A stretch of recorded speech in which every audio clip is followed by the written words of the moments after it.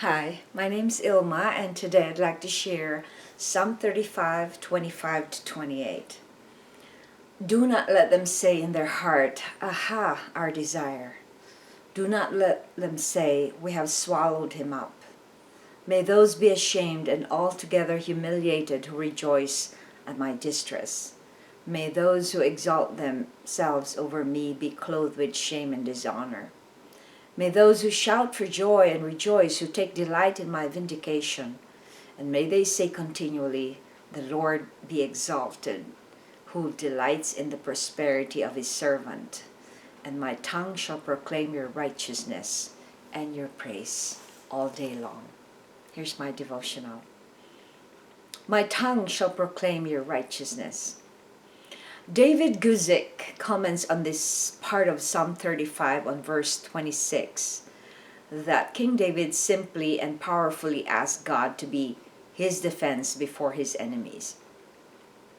Spurgeon comments on the second part of this verse as, "He will shame them for shaming his people, bring them to confusion for making confusion, pull off their fine apparel and give them a beggarly suit of dishonor, and turn all their rejoicing into weeping and wailing and gnashing of teeth.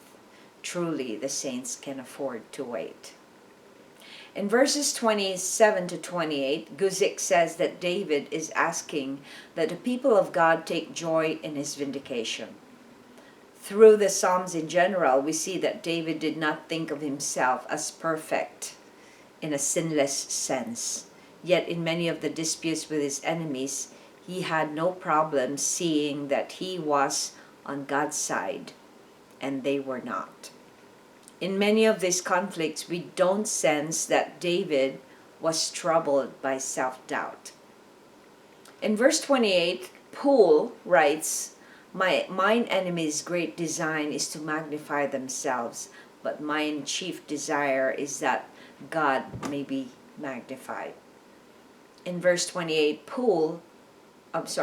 this psalm is focused on asking God for defense, and yet it also pleads God so that the glory will be praised and glorify him for his faithful defense of those who are faithful to serve him. How often do we ask God to stand up for us and defend us? In our current world, we have automatically defended ourselves and fought for our rights. Then we wonder why we never have victory.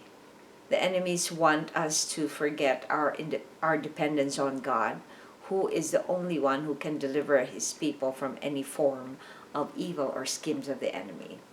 Reflection. Why do we need to speak of God's righteousness often? And what does that do to us? When we speak of the righteousness of God, it brings him glory, and it makes us humble, and it makes us grateful, and it makes us focus that we are not in this world to serve the world, but to serve God. And what that does to us is that we become humble. We become constantly looking in eternity instead of looking at what's facing us at that moment. It makes us see the purpose and the will of God when we speak of his righteousness. And the only way we will be able to speak of his righteousness is if we have a relationship with him and we are constantly seeking to know truth. So I encourage you to use your tongue to proclaim the righteousness of God so that your life will be aligned to his will. Thanks for watching. I hope you check my website at ilma'S.com for artworks and photographs, and I hope you subscribe to my channel on YouTube videos so I could make more videos for the Lord. God loves you so much. Use your tongue to proclaim God's glory.